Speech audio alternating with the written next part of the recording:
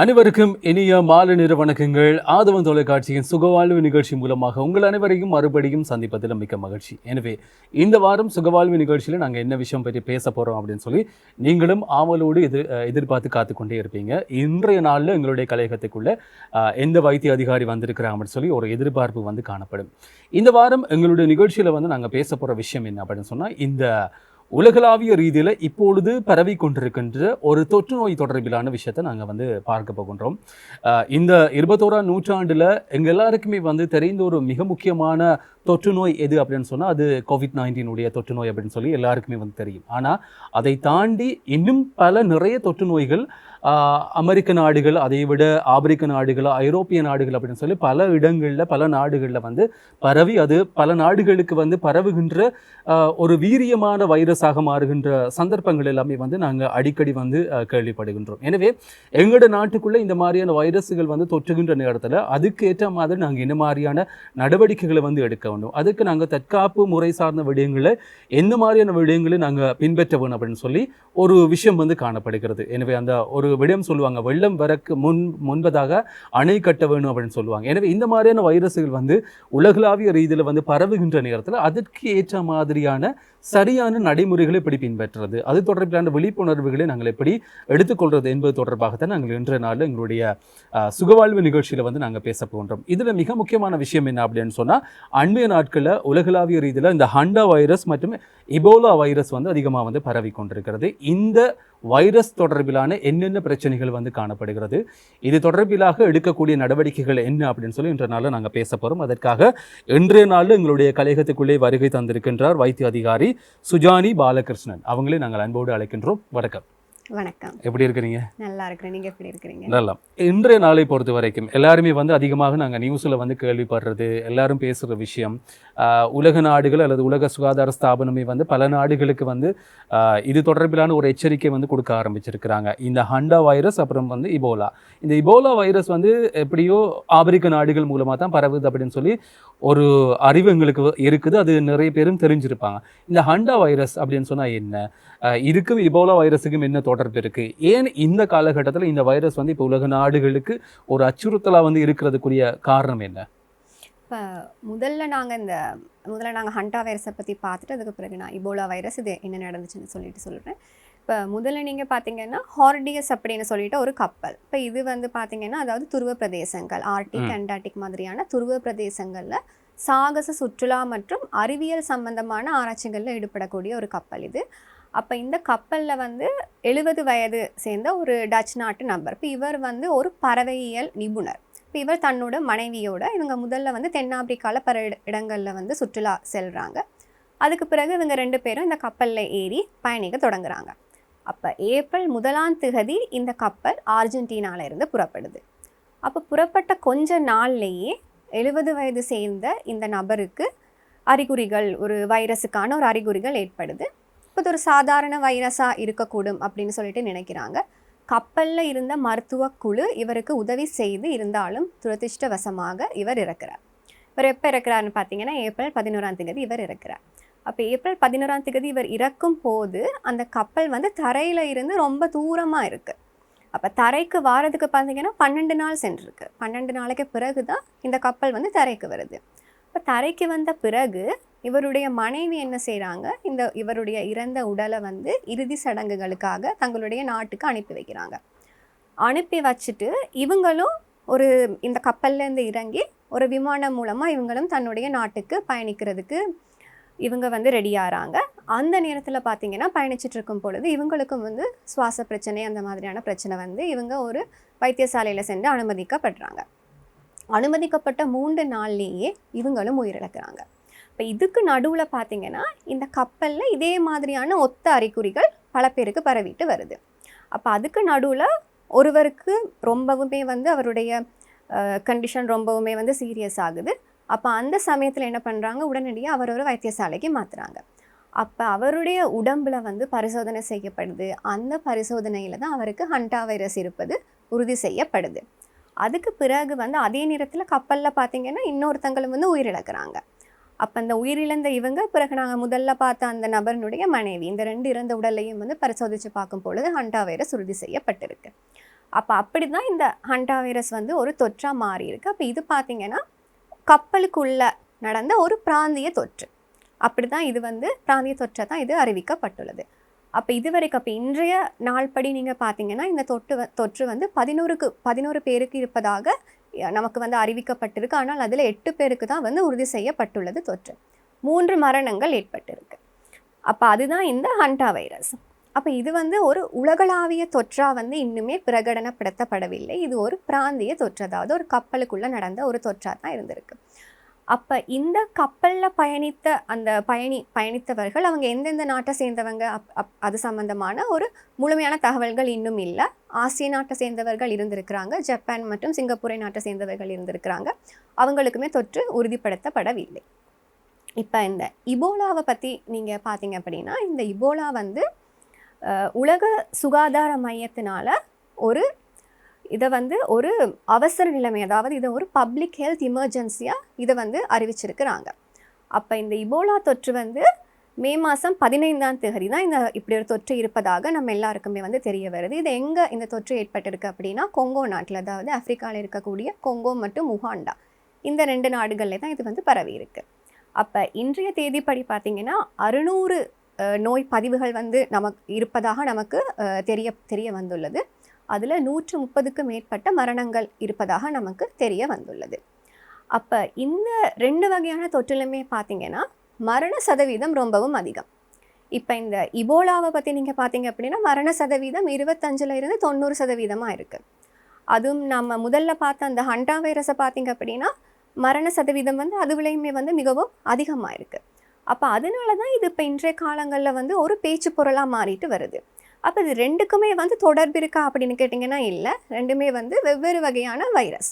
இப்போ இது ஒவ்வொரு காலகட்டத்தில் வந்து சில வைரஸ்னால ஒரு தொற்று பரவல் ஏற்படும். அந்த மாதிரியாக ஏற்பட்ட ஒரு தொற்று பரவல் தான் இது.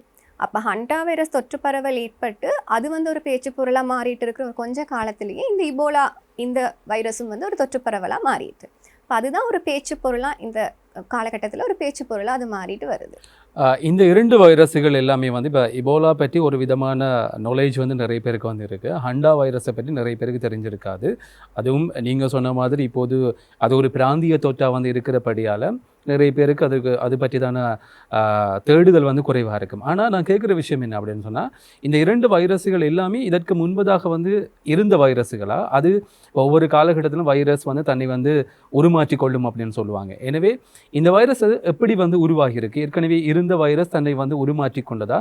இதனுடைய ஆக்கிரமிப்பு தன்மை இப்போது இருக்கிற காலகட்டத்தில் எப்படி இருக்குது? இப்போ நீங்கள் பார்த்தீங்க அப்படின்னா இந்த இபோலா வைரஸை பற்றி நம்ம சொல்லும்போது இபோலாலே வந்து 5 வகையான வைரஸுகள் இருக்குது. அப்போ இந்த முறை இந்த தொற்று பரவலை ஏற்படுத்தியது வந்து மிகவும் ஒரு அரிதான வகையான ஒரு வைரஸ். அதனால தான் இப்போ ஏற்பட்டிருக்கிற இந்த தொற்று பரவல் வந்து ஒரு கவலைக்கிடமான ஒரு நிலையாக மாறிட்டு வருது. அது மட்டும் இல்லாமல் பார்த்தீங்கன்னா இந்த இபோலாவை பொறுத்த மட்டில் தடுப்பூசி இதற்குரிய சிகிச்சை 2மே வந்து ரொம்ப சவாலாக அமையலாம். இப்போ அதுவுமே வந்து நாம் கவனத்துக்கு எடுக்க வேண்டிய ஒரு விஷயம். இப்போ இது 2மே புதுசு. இப்போ தான் இது 2மே வந்து வந்துச்சா, இப்போ தான் அது கண்டுபிடிக்கப்பட்டிருக்கா அப்படின்னா இல்லை. இந்த 2 வைரஸுகளுமே வந்து எங்களுடைய பாட புத்தகங்களே இருந்த வைரஸுகள் தான். இப்போ இந்த இபோலா பார்த்தீங்க அப்படின்னா சாதாரணமாக இது ஆப்பிரிக்கா கண்டத்தில் தான் வந்து ரொம்ப பொதுவாக இருக்கும்.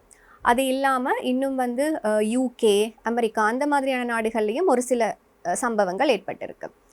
ஆனால் வந்து நம்முடைய ஆசியா கண்டத்தில் ஏற்பட்டிருக்கா அப்படின்னா இல்லை. ஆசியா கண்டத்தில் ஏற்பட்டது எல்லாமே வந்து விலங்குகளுக்கு தான் இந்த இபோலா வைரஸ் ஏற்பட்டது தெரிய வந்திருக்கு.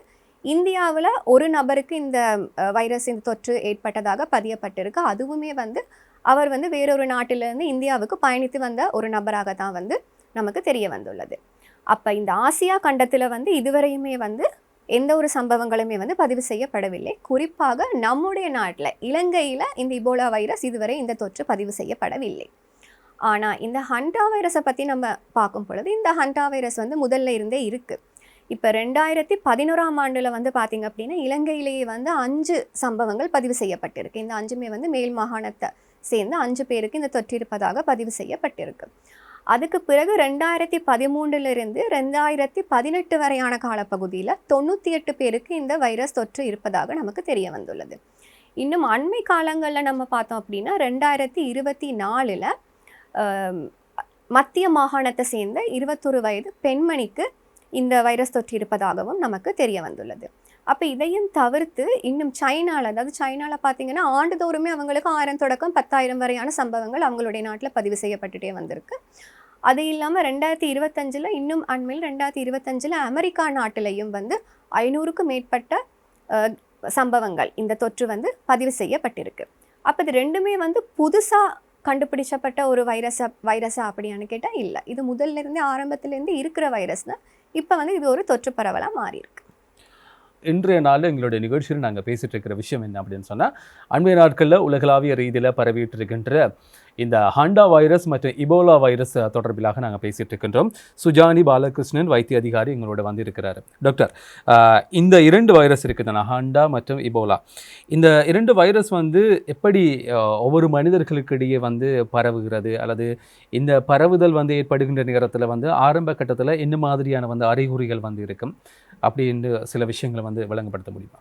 இப்போ இந்த ஹண்டா வைரஸை பார்த்தீங்கன்னா இது மனிதர்களிடமிருந்து மனிதர்களுக்கு பரவுவது என்பது ரொம்ப ஒரு அரிதான விஷயம்.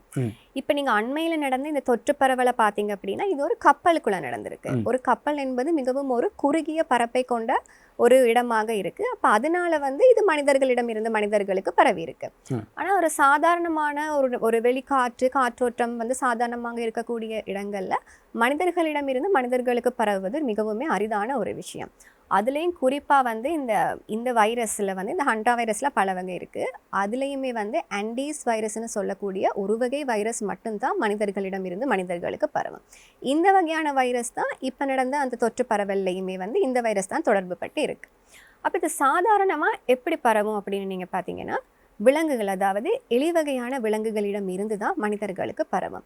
அப்போ இந்த எலிவகையான விலங்குகளினுடைய உமிழ்நீர், சிறுநீர், இந்த மாதிரியான இந்த விலங்குகளினுடைய உடல் திரவங்கள், இந்த திரவங்களை கையாளும் பொழுது இல்லைன்னா இந்த திரவங்களோட ஏதாவது தொடர்பு ஏற்படும் பொழுது தான் இந்த வைரஸ் விலங்குகளிடம் இருந்து மனிதர்களுக்கு பரவுது.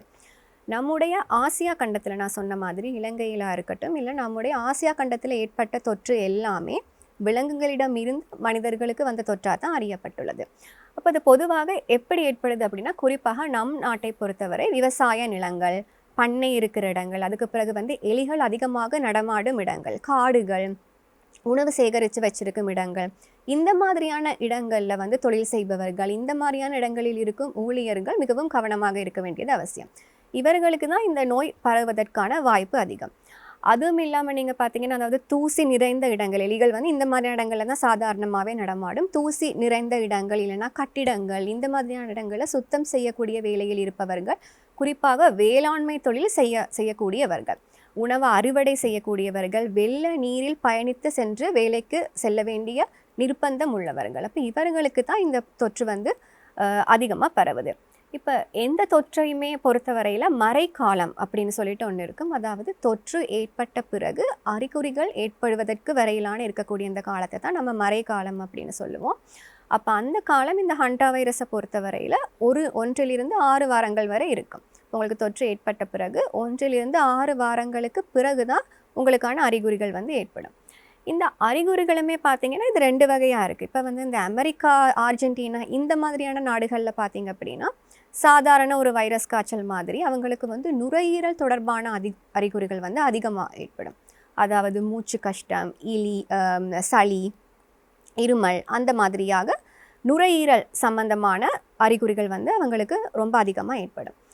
அதுவுமே வந்து ஆசிய நாட்டில் வந்து எப்படி இருக்கும் அப்படின்னு பார்த்தீங்கன்னா நமக்கு சிறுநீரகம் தொடர்பான அறிகுறிகள் தான் வந்து அதிகமாக ஏற்படுது. அதாவது சிறுநீரகம் பாதிக்கப்படும் பொழுது என்ன ஆகும், நம்முடைய சிறுநீர் போவது மிகவும் குறைவாக இருக்கும், உடலில் வந்து கழிவுகள் தேங்கும், அதோட குருதி அமுக்கம் குறையும். அப்போ இந்த மாதிரியான பிரச்சனைகள் வந்து நம்முடைய நாட்டை சேர்ந்தவர்களுக்கு இந்த மாதிரியான பிரச்சனைகள் வந்து அதிகமாக இருக்குது. இப்போ இது நம்ம வந்து ஹண்டா வைரஸை பற்றி பார்த்தோம்.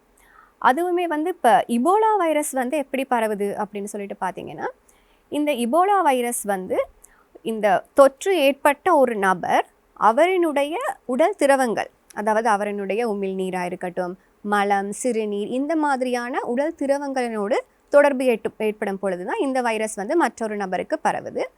அப்போ அப்படி இந்த மாதிரியான திரவங்களோடு தொடர்பு ஏற்படும் பொழுது இப்போ நம்முடைய தோலில் வந்து ஏதாவது காயங்கள் அந்த மாதிரியான காயங்கள் இருக்கும் பொழுது, அப்படி இல்லாட்டி நம்முடைய உடலில் இருக்கக்கூடிய மென்படலங்கள் வாயிலாக, அதாவது இந்த மென்படலங்கள் பார்த்தீங்கன்னா கண், மூக்கு, வாய் இந்த மாதிரியான இடங்கள்ல மென்படலங்கள் இருக்கும். இந்த மென்படலங்கள் வாயிலாக இந்த தொற்று மற்றவர்களுக்கு பரவும். இது குறிப்பாக இப்போ என்ன மாதிரியான சந்தர்ப்பங்கள்னு பார்த்தீங்கன்னா, அதாவது நோய் இருக்கக்கூடிய ஒருத்தரை பராமரிக்கக்கூடிய தொழிலில் இருக்கிறவங்க.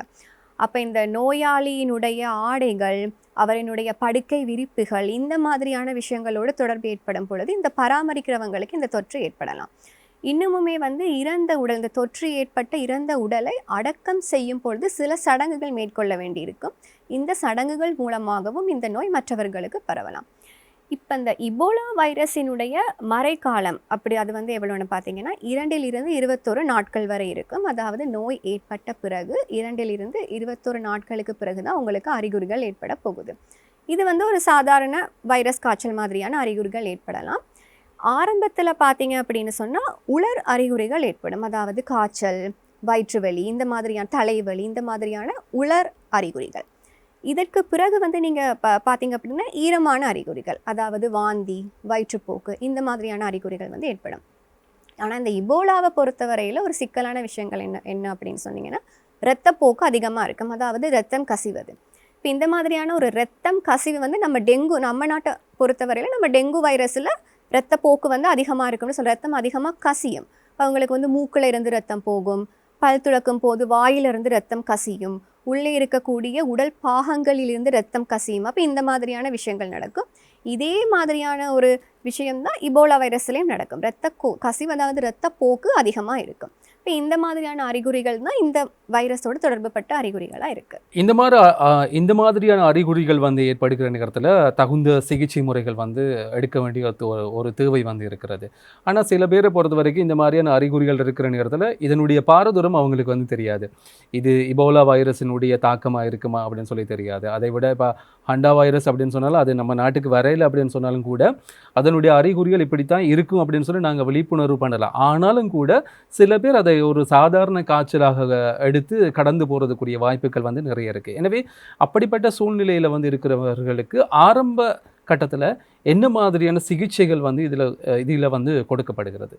இப்போ நீங்கள் பார்த்தீங்கன்னா இது ரெண்டுமே வந்து வைரஸ் அப்படின்னு சொல்லும் பொழுதே ஒரு வைரஸை வந்து இப்போ நம்ம பாக்டீரியான்னு நம்ம சொல்லுவோமே, பாக்டீரியாவுக்கு பார்த்தீங்கன்னா தெரிஞ்சிருக்கும் ஆன்டிபயோட்டிக்ஸ் இருக்கும், ஆன்டிபாக்டீரியல் இருக்குது. இந்த ஆன்டிபயோட்டிக்ஸ் அப்படின்னு சொல்லும் பொழுது ஒரு சில ஆன்டிபயோட்டிக்ஸை நம்ம கொடுக்கும் பொழுது பல வகையான பாக்டீரியாக்களுக்கு எதிராக அது வேலை செய்யும். இப்போ அது ரொம்ப ஒரு இலகுவான விஷயம். ஆனால் இந்த வைரஸை வந்து பொறுத்த மட்டும் இது ரொம்ப சவாலான விஷயம். வைரஸ் வந்து பார்த்திங்கன்னா ஒவ்வொரு வைரஸும் வந்து ஒவ்வொரு மாதிரி இருக்கும்.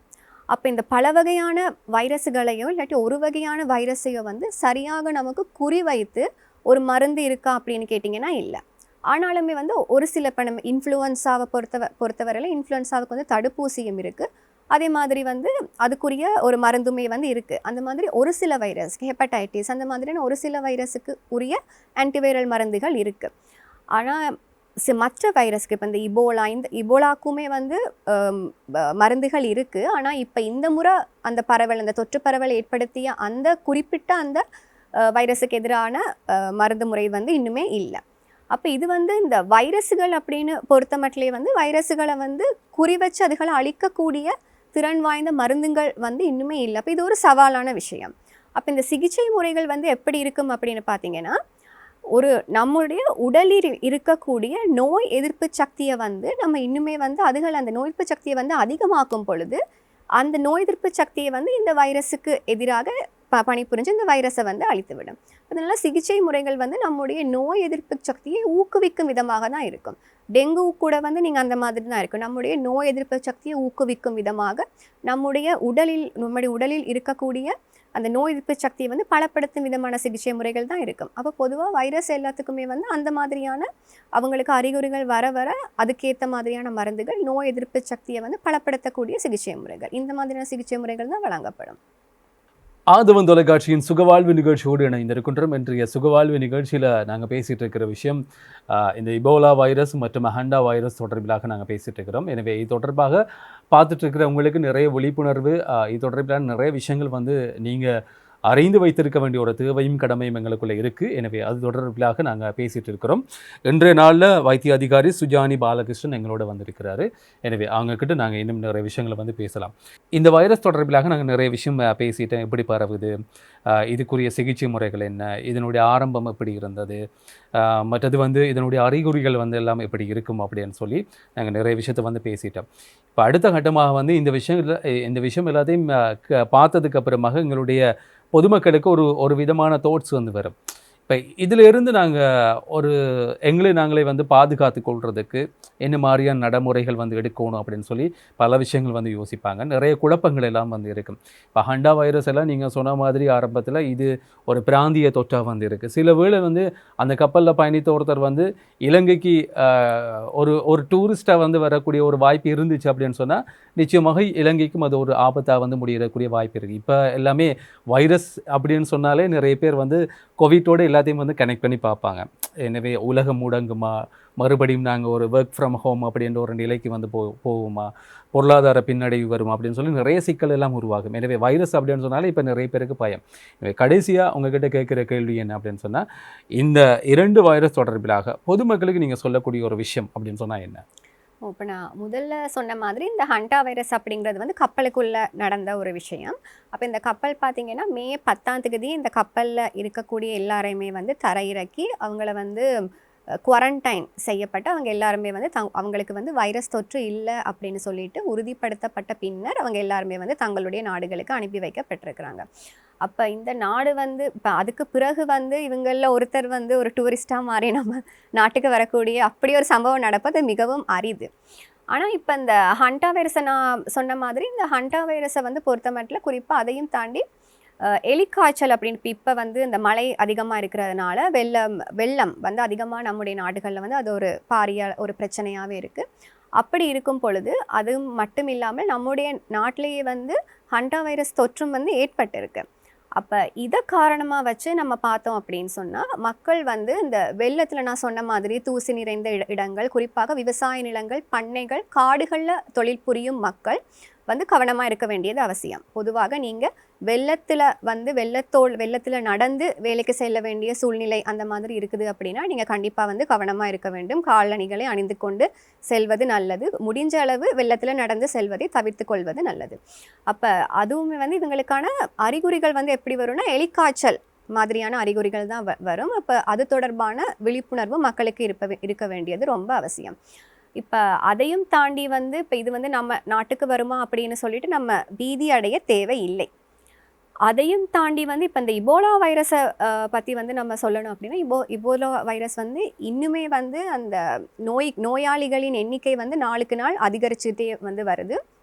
அதை குறித்து பார்க்கும்போது நீங்கள் சொன்ன மாதிரி வெளிநாட்டவர் நம்முடைய நாட்டுக்கு இந்த நோயை எடுத்துக்கொண்டு வரக்கூடியதற்கான வாய்ப்புகள் அதிகம். அப்போ அப்படி இருக்கும் பொழுது வெளிநாட்டவர் இப்போ நீங்கள் இலங்கையில் வசிக்கும் ஒரு வெளிநாட்டவராக இருந்தால் நீங்கள் உங்களுக்கு ஏதாவது அறிகுறிகள் ஒரு வைரஸ் தொற்று சம்பந்தமான அறிகுறிகள் ஏற்படும் பொழுது கண்டிப்பாக நீங்கள் வைத்தியசாலைக்கு சென்று உங்களினுடைய அறிகுறிகளை ஒரு வைத்தியரிடம் காண்பிப்பது மிகவும் சிறந்தது.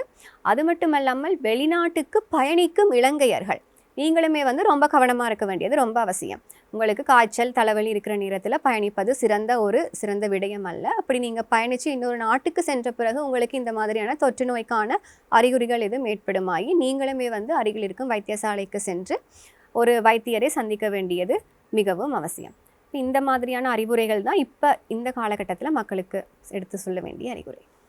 எனவே நீங்கள் சொன்ன மாதிரி இந்த மாதிரியான விஷயங்கள் வந்து மக்கள் மத்தியில் வந்து கொண்டு போய் சேர்க்க வேண்டிய ஒரு பொறுப்பும் கடமையும் வந்து எங்களுக்கு வந்து இருக்குது. எனவே நிறைய தெளிவுபடுத்தல் வந்து இருக்குது. ஏன்னா இப்போ சோஷியல் மீடியாவில் நிறைய விஷயங்கள் வந்து பரவிட்டு இருக்குது, நிறைய விஷயங்கள் வந்து பேசிகிட்டு இருக்கிறாங்க இந்த ஹண்டா வைரஸ் தொடர்பிலாக. எனவே மறுபடியும் நம்ம நாட்டுக்கு ஏதாவது வருமா அப்படின்னு சொல்லி ஒரு பெரிய கேள்வி வந்து இருக்குது. அதே மாதிரி இபோலா வைரஸ் வந்து ஒரு அச்சுறுத்தலான வைரஸாக வந்து இருக்குது. எனவே அதுக்கும் நாங்கள் சரியான முறையில் தகுந்த முறையில் அது தொடர்பிலான விழிப்புணர்வையும் அது தொடர்பிலான சரியான நடைமுறைகளையும் வந்து பின்பற்றினா அந்த வைரஸிலிருந்தும் எங்களை வந்து காப்பாற்றிக் கொள்வதற்கு நிறைய வாய்ப்புகள் இருக்குன்றது நாங்கள் இந்த நிகழ்ச்சி மூலமாக வந்து நாங்கள் ஞாபகப்படுத்துகிறோம். எனவே ஆதவன் தொலைக்காட்சியினுடைய சுகவாழ்வு நிகழ்ச்சியை வந்து நாங்கள் பார்த்துட்டு இருக்கிறோம்.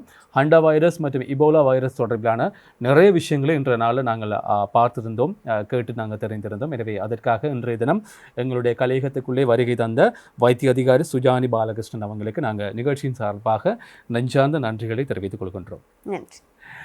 ஆதவன் தொலைக்காட்சியின் சுகவாழ்வு நிகழ்ச்சியோடு இணைந்திருக்கின்றோம். எனவே நிகழ்ச்சியினுடைய இறுதி பகுதிக்குள்ளே வந்தாச்சு. நாங்கள் மறுபடியும் அடுத்த வாரம் இன்னும் ஒரு வைத்திய அதிகாரியோடு சந்திக்கும் வரை அன்பு வணக்கங்களோடு விடைபெற்றுக் கொள்ளும் நான் கேஸ்டோ ராகுல். வணக்கம் நேயர்களே.